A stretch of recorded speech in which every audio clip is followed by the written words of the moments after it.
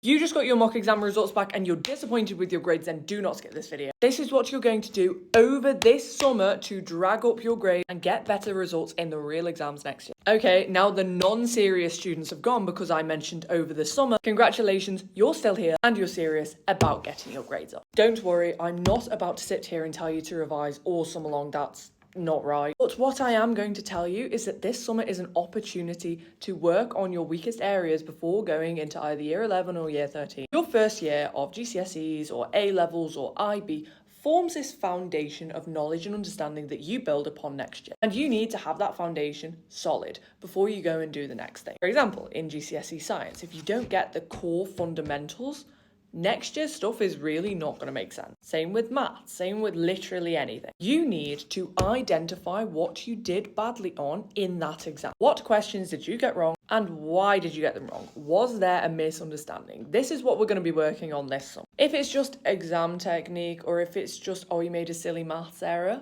it's not as pressing as an understanding issue. It's still important, don't get me wrong, because you need to get the marks in the exam, but you need to work on the understanding, and that should be your priority right now. You need to get a list of all the things that you don't understand, because let's be so for real. In English literature, you probably understand it all, you just don't know how to write a good essay, you don't know how to craft a good paragraph. We're going to work on that, but for now, understand it. You're going to have this big list of things you don't understand for each subject, and you're going to work on them, but you're going to start with the thing that you misunderstood first. Order these things chronologically by date learned. Luckily for you, you can access something called the specification, which is just a document from your exam board outlining everything that you need to know. The specification should be taught in chronological order. You can go through there and you can see, okay, spec point 1.1.1 is this. Oh, I misunderstood this. That's the first thing you're going to work. Like I was saying about this foundation of knowledge you build upon, you build this foundation up throughout year 10 or throughout year 12. You're going to work on things in this chronological order, making sure you understand as you go along. In order to understand, you need to go through it with a teacher or go and watch a YouTube video on it if it's a summertime. Read a revision resource, just get your head around it. If you really don't understand,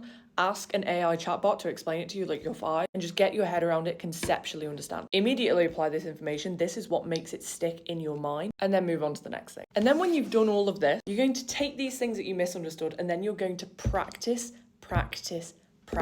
This is where your exam technique comes in. Apply your knowledge to an exam setting and then mark it alongside the mark scheme that you can get to understand how marks are broken down in the real exam, what assessment objectives are on offer, but also read the examiner's report to learn from your own mistakes, other students' mistakes, and read exemplar answers. These are available on your exam board's website. And if you found this video helpful, be sure to follow for more daily study tips.